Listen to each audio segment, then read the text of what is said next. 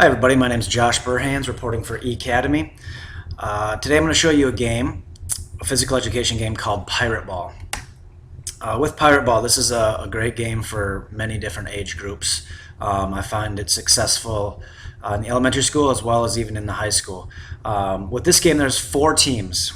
So the equipment that you need is 4 hula hoops. Each team would have 1. And if you can get 4 different colored hula hoops, that's ideal. You also need 16 foam type balls, 4 of each color. Again, it's going to be easier to identify each team if they're broken down into 4 different colors.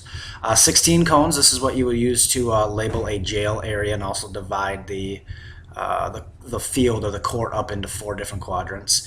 And then what I found ideally works best are football flags. You can also just use pennies, but with the flags, then when they're pulled off, it's a little easier to identify who gets tagged, and we'll talk a little bit about that here in a minute.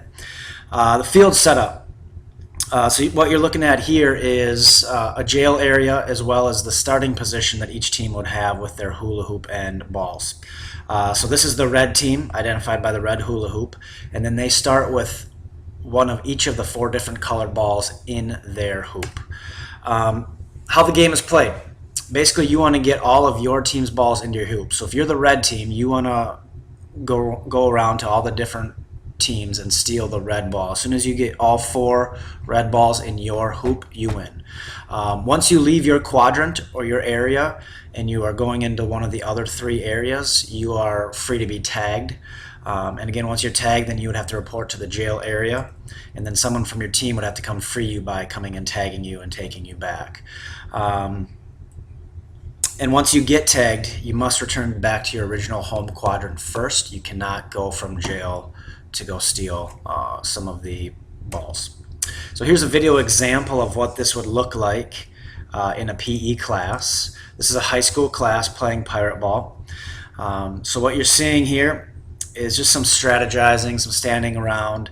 And then what we usually seem to see is there'll just kind of be a big rush once somebody commits or decides to go. And as you can see, they're wearing flags to identify what team they're on.